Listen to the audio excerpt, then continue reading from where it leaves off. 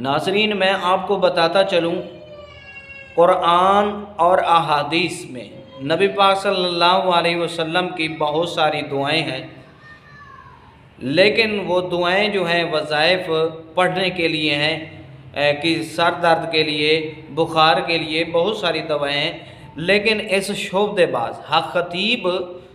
जूठा पीर फ़नकार, इसकी शोबदेबाजी देखिए कि ये दम जब करता है तो एक आदमी चीखे मारता, बहुत सारे लोग चीखे मारते हैं, एक आदमी चीखे मारते हुआ आता है, इसके करीब आता है और एक जो उसका चेला है वो सरकार की जो है जूती उतारता है और उसको उसके मुंह के सामने करता है, उसका जिन जो है निकल जाता है और वो गिर पड़ता है। मैं आप नाजरीन से सवाल करता हूँ, क्या कुरान से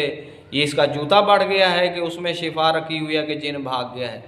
या अहादीस से इसका जूता बढ़ चुका है? जनाब आली ये फ़नकारी न दिखाएं, ये शोबदाबाजी लोगों को न दिखाएं। अगर आपके जूते में इतना कमाल है तो पाकिस्तान की नेशनल असम्बली में एक अपना जूता रख दें ताकि कोई अच्छा सा हुक्मरान आ जाए और पाकिस्तान की किस्मत संवर जाए। अगर आपके जूते में इतना ही कमालात है तो फिर फ़ौज को हम हटा लेते हैं और चारों जो है बार्डरों पर चारों तरफ पाकिस्तान के आपके जूते रख देते हैं ताकि कोई दुश्मन जो है हमला ना कर सके।